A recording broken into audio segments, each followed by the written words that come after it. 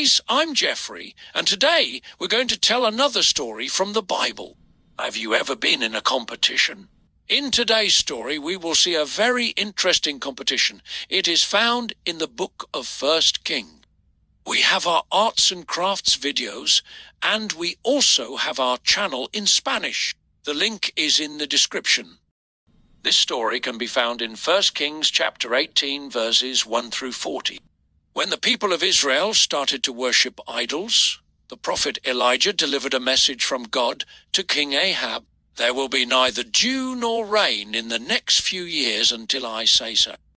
For the next 3 years, no rain fell, harvests failed, and there was famine everywhere.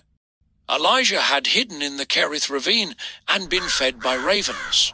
When the brook dried up, God then told him to travel north out of the country, where he was fed by a widow living at Zarephath. In the 3rd year, with no rain, the Lord told Elijah to go and present himself to King Ahab. Elijah left Zarephath and traveled south into the land of Israel, where King Ahab had been searching for him. The people in Samaria, where King Ahab lived, were desperate for food and water. They had prayed to Baal, thinking that this false god controlled the weather and harvests. King Ahab called his palace administrator Obadiah and said, "Go to all the springs and valleys in the land. Maybe we can find some grass to keep the horses and mules alive." Obadiah still trusted in the Lord. When Queen Jezebel had ordered the Lord's prophets to be killed, he had hidden 100 of them in 2 caves, 50 in each, and had secretly supplied them with food and water. King Ahab and Obadiah went in opposite directions searching for water supplies. As Obadiah was walking along, he suddenly met Elijah. Obadiah bowed to the ground and asked, "Is it really you, Elijah?" "Yes," Elijah replied. "Go tell King Ahab that I am here." Obadiah made Elijah promise to stay where he was while he fetched the king. Obadiah rushed to find King Ahab and told him he had found Elijah. When the king saw Elijah, he accused him of being a troublemaker. Elijah replied, "I have not made trouble, but you and your family have by abandoning the Lord's commands and worshipping Baal. Gather the people from all over Israel to meet me on Mount Carmel," Elijah demanded, "and bring the 450 prophets of Baal and the 400 prophets of Asherah." So King Ahab sent messengers throughout all the land, telling everyone to assemble on Mount Carmel. The 450 prophets of Baal and the 400 prophets of the false god Asherah were summoned also. Elijah addressed the large crowd on Mount Carmel. "How long will you waver between 2 opinions? If the Lord is God, follow him. But if Baal is God, follow him." The people remained silent. Elijah continued, "I am the only one of the Lord's prophets left, but Baal has 450 prophets. Get 2 bulls for us.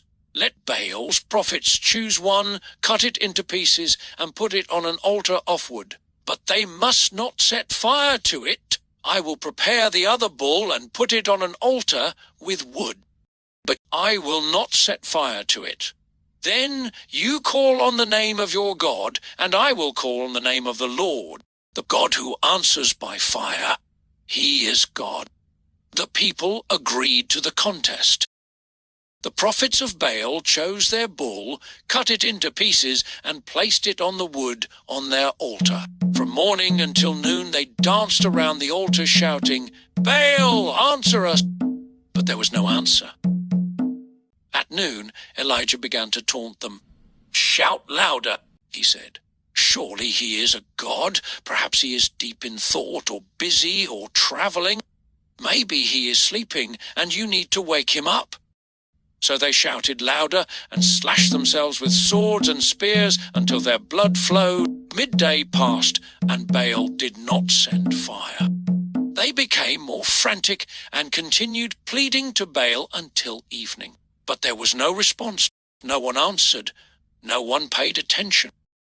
Elijah then gathered the people around him and rebuilt an altar of God that had fallen into ruin. He placed the 12 stones and dug a trench around it. Then he sacrificed the bull and placed the meat on the wood. Elijah then gave a strange order.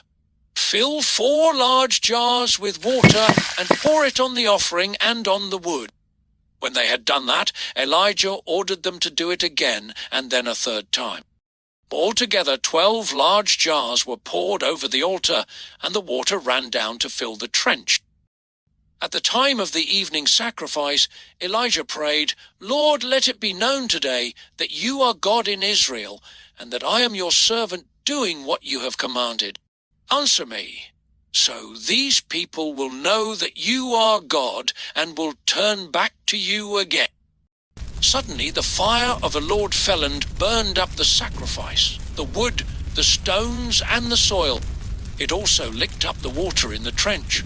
The people fell face down to the ground and cried, The Lord, He is God. The Lord, He is God. Elijah gave orders for the false prophets of Baal to be seized and taken down to the Kishon Valley, where they were put to death so they could no longer mislead people into evil ways forbidden by God. In this episode, we saw how God was very sad to see his people worshipping false gods. He wanted them to know that he was the only true God who loved them and cared about them. For this reason, God sent Elijah to let them know. And Elijah obeyed and trusted God. We need to trust in God, as Elijah did when he stood alone against the prophets of Baal. However, Elijah was not alone. God was with him. We see how Elijah was always obedient to God and also trusted him. Therefore, God always helped him. God also cares for you, and he is willing to help you in everything. You only need to trust in God with all your heart, obey him, and never doubt that he will help you. Thanks for watching. Please like and subscribe and check our videos. We'll see you next time. Bye.